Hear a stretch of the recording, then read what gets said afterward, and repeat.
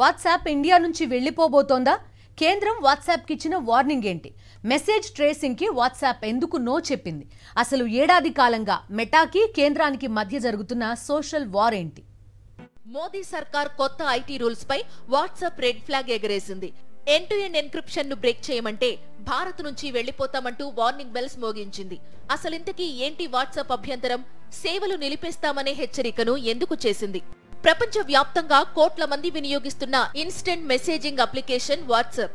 Meta group నకు చెందిన ఈ సంస్థ వినియోగదారుల ప్రైవసీకి అత్యంత ప్రాధాన్యత ఇస్తోంది. అయితే భారత్ లో end to end encryption feature కొనసాగించడంలో కొన్ని సవాళ్లు ఎదుర్కొంటోంది వాట్సాప్ సంస్థ.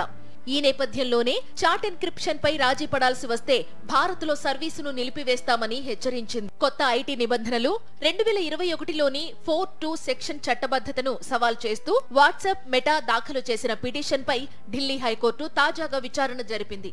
ఈ సందర్భంగా వాట్సాప్ తరపున వాదనలు వినిపించిన తేజస్ కరియా కీలక వ్యాఖ్యలు చేశారు.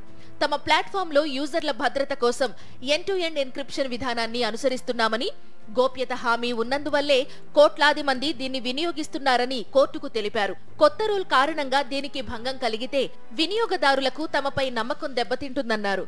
4(2) సెక్షన్ వ్యక్తుల గోప్యతకు వ్యతిరేకమన్న వాట్సాప్ ఇలాంటి నిబంధన ప్రపంచంలో ఎక్కడా లేదని హైకోర్టుకు తెలిపింది.